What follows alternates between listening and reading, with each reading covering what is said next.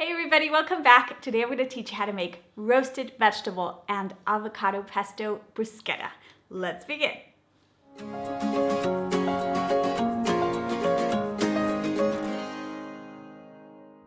The first step is to preheat your oven. We're preheating today at 375 degrees Fahrenheit, which is about 190 Celsius. And of course, you're gonna need a big roasting pan. I'm just gonna set that aside. And now we're basically going to cut a whole bunch of vegetables, all approximately at the same size, so they all cook at the same time. And I'm gonna separate them in two groups. So first, we're gonna have some red onion, some whole garlic cloves where we're gonna leave the skin on so they roast and not brown or burn, and some bell pepper. Look at this massive bell pepper, amazing. So these are gonna take longest to cook. They're gonna be roasting for an hour.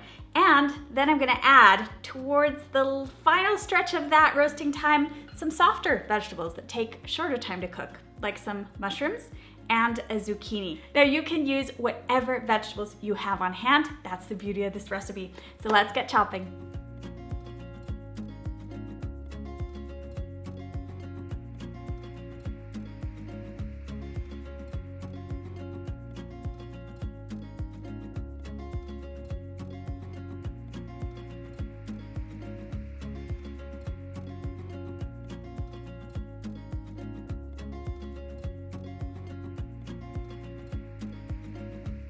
Although we're adding these later on in the cooking process, I love to chop all my vegetables at once and I just set them aside so that they're ready to go. When it comes to the mushrooms, if you have some small mushrooms, I love to leave those whole, and the larger pieces just cut in half. And now we're gonna cut up our zucchini.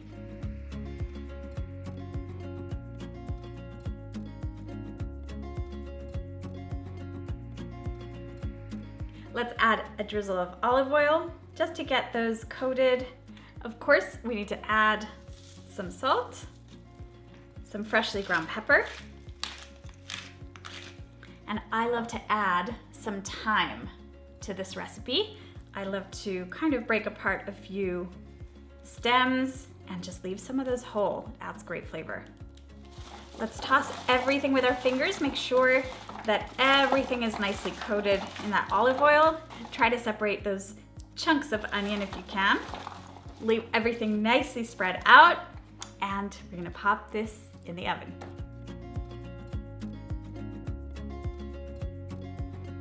While our veggies are roasting, it's time to use our handy food processor to make our avocado pesto. First thing, I am going to use walnuts as our base. You can use pine nuts, you can use cashews, whatever you have. Now, what is pesto without garlic? I'm gonna peel a clove and I'm just gonna give it a rough chop just to help our machine a little bit. And of course, my goodness, the main ingredient, I've got this gorgeous basil. We're just gonna separate it from the stems and add our leaves in there. Let's add two other non-traditional ingredients because I want this really green and really bright, and we wanna add more green to this. So I'm gonna add some arugula and also lots of parsley. Very unusual, but it really works in this recipe. And of course, we need our avocado. We're gonna add the juice of half a lemon, or you can play this by ear and just make it like you like it. And of course, we need salt and pepper. And this, always play it by ear, taste as you go, and adjust it to your liking. Let's give this an initial few pulses. Now we're gonna let the machine run, and we're gonna add two other ingredients. We're gonna add some water just to get everything kind of incorporated into a nice sauce-like consistency, and also a bit of olive oil because olive oil is part of that traditional pesto taste, even though we're making an untraditional one. Now, if you're gonna keep this for more than a couple of days because you have that avocado in there, I would use less of the water and increase the amount of olive oil. It'll help preserve it a little bit longer.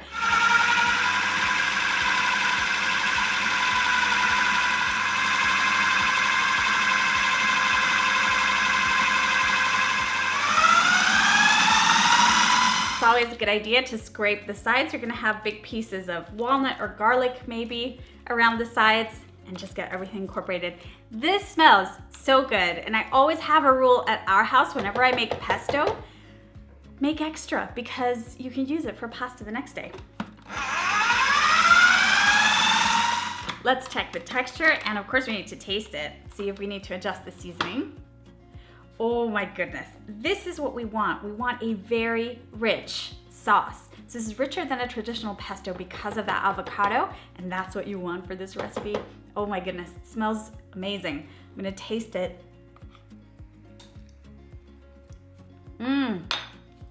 Oh my goodness, that's so good. But I'm gonna add a little bit more salt, and because I like it kind of really lemony, I'm gonna add just a little additional squeeze.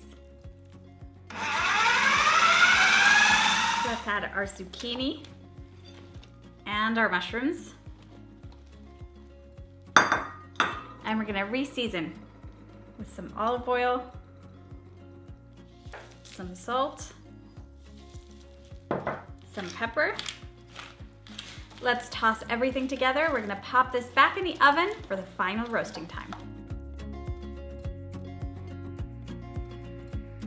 Our vegetables are out of the oven, but we're not gonna turn the oven off because we have to toast our bread. So we're gonna turn on only the broiler or the top of the oven and raise the heat to 480 degrees Fahrenheit, which is about 250 Celsius.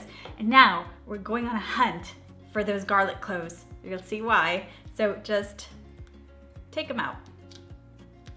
Now we've got our vegetables, and of course we need to toss them in that avocado pesto we made. We're just going to add enough to coat those veggies. We're gonna add some to top our bruschetta, and the rest we have for tomorrow for some pasta.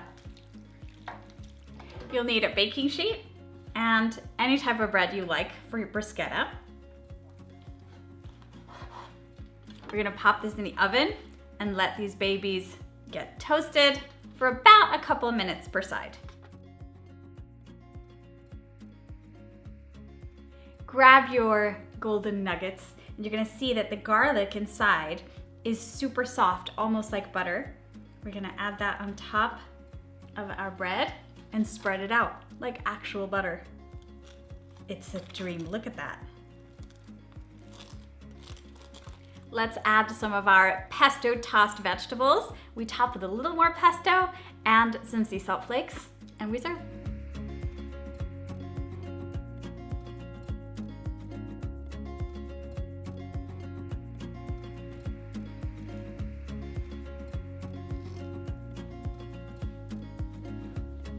Don't forget to show us your pictures using the hashtag Brownble and tag us on Instagram. We are at Brownble on Instagram, where you can see lots of behind the scenes and lots of goodies there. Let's dig in.